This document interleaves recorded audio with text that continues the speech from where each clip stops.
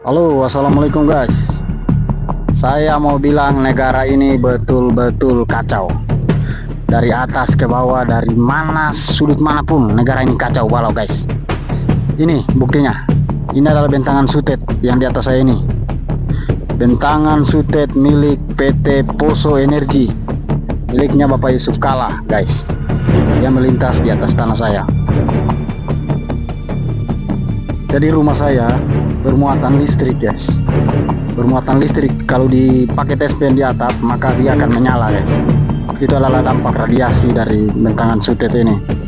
Padahal untuk pemasangan bentangan sutet ini sudah diatur dalam Undang-Undang Ketenagalistrikan nomor 30 tahun 2009, dan pada pasal 30 itu mengatur tentang penggunaan tanah guys. Di sini dikatakan penggunaan tanah oleh pemegang izin usaha penyediaan tenaga listrik untuk melaksanakan haknya sebagaimana dimaksud dalam pasal 27 dilakukan dengan memberikan ganti rugi hak atas tanah atau kompensasi kepada pemegang hak atas tanah atau bangunan dan tanaman sesuai dengan ketentuan peraturan perundang-undangan.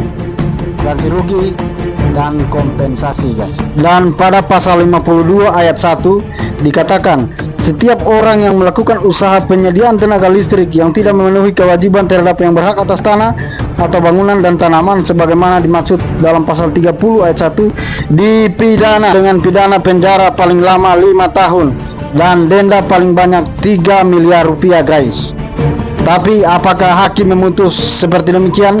Tidak guys, hakim tidak berani memutus itu guys. Saya sudah membuktikan lewat proses pengadilan di Pengadilan Negeri Poso bahwa perusahaan PT Poso Energi telah beroperasi sebelum memiliki izin operasi, dan ini sebenarnya merugikan negara. Saya ulangi, merugikan negara. Tapi negara sendiri tidak mau memproses itu. Saya sudah buktikan bahwa PT Poso Energi beroperasi menjual tegangan listrik sebelum memiliki izin operasi. Dan baru-baru ini saya dengar alih bentangan sutet ini sudah diserah terimakan ke PT PLN Persero, dan bodohnya lagi PT PLN Persero ini mau terima. Saya sudah menyurati bahwa masih banyak masalah tentang bentangan sutet 270 kV yang membentang dari Silewana ke Palopo, tapi PT PLN masih menerima. Tolong penegak hukum diperiksa Dirjen Ketenagalistrikan di Sulawesi Tengah. Apakah sudah ada kong kali kong dengan perusahaan ini sehingga merugikan kami orang-orang kecil yang dilintasi bentangan sutet ini?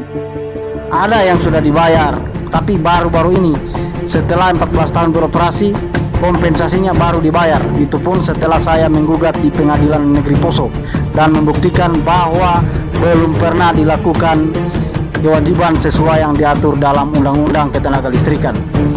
Oleh karena itu saya harap agar masalah ini segera ditindaklanjuti dan menjadi sorotan kepada penegak hukum, terlebih khusus Bapak Gubernur Sulawesi Tengah, Bapak Anwar Hafid. Semoga masalah ini diusut tuntas dan saya siap untuk menunjukkan bukti-buktinya.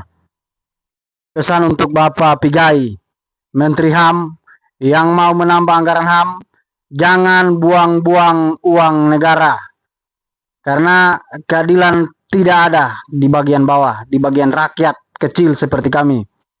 Keadilan hanya dinikmati oleh para penguasa di negara ini. Terima kasih.